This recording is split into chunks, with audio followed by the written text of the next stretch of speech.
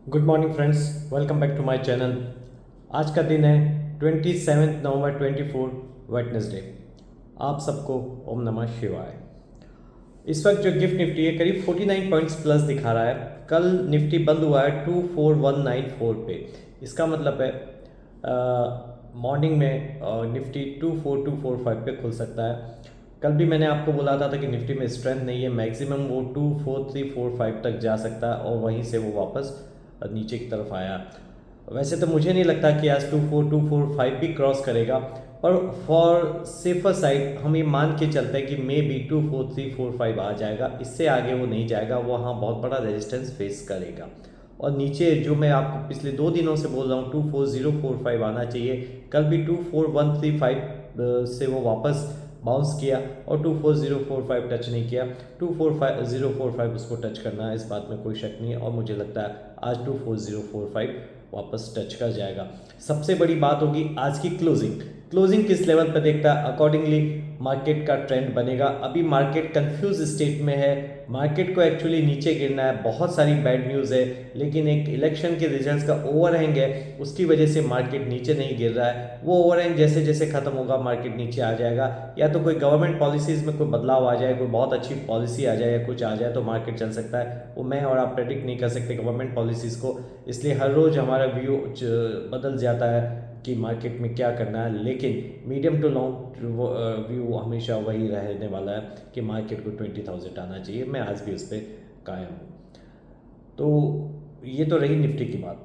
Bank Nifty मुझे बहुत कमज़ोर दिख रही है। मुझे 52,000 से बैंक निफ्टी दिसंबर मंथ में 50,000 के नीचे दिखाई दे रही है, तो 50,000 तो मुझे लगता है बैंक निफ्टी बहुत इजीली आ जाएगी।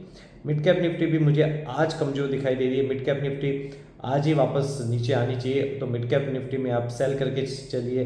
निफ्टी में 24245 पे सेल कीजिए, 24345 पे सेल कीजिए, दो लेवल पे सेल करके एवरेज कीजिए और 24045 का वेट कीजिए। लेकिन जो भी है 325 पे उसको स्क्वायर ऑफ कर दीजिए। इसके अलावा अडानी ग्रुप्स के स्टॉक्स मुझे बहुत वीक लग रहे हैं। मुझे काफ़ी गिरावट अडानी ग्रुप्स के स्टॉक्स में लग रही है। वो कंटिन्यूसली ग्रुप की तरफ से ऐसे स्टेटमेंट्स आ रहे हैं जैसे कुछ हुआ ही नहीं है। लेकिन प्रॉब्लम क्या है कि वो एक सेइंग है हिंदी में कि अगर कबूतर आंख बंद कर ले, इसका मतलब ये नहीं है कि बिल्ली उसे नहीं देख रही है। तो आंख बंद करने से कुछ नहीं होगा।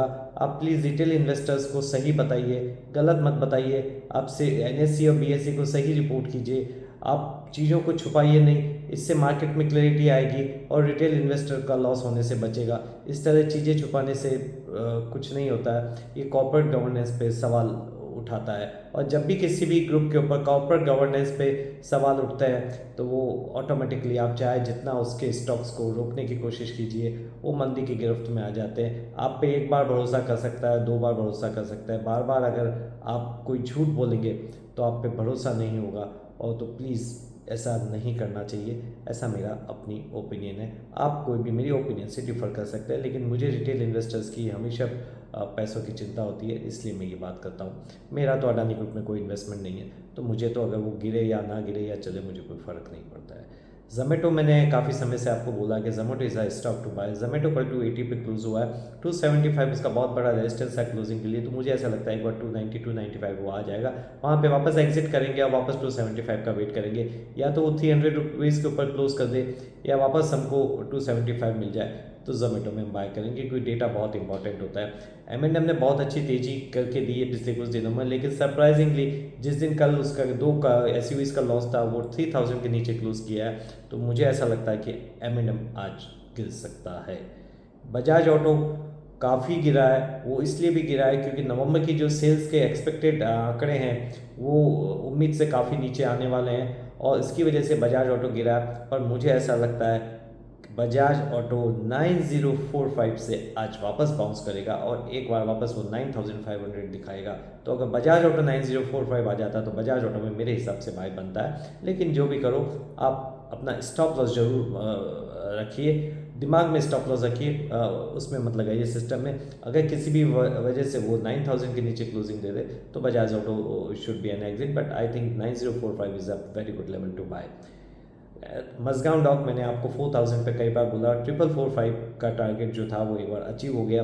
तो किसी भी गिरावट में वापस मजगांव डॉक है या इवन कोचिन शिप आपको मिलता है तो इनको 3 साल के लिए खरीदिए, बड़ा पैसा बना के देंगे।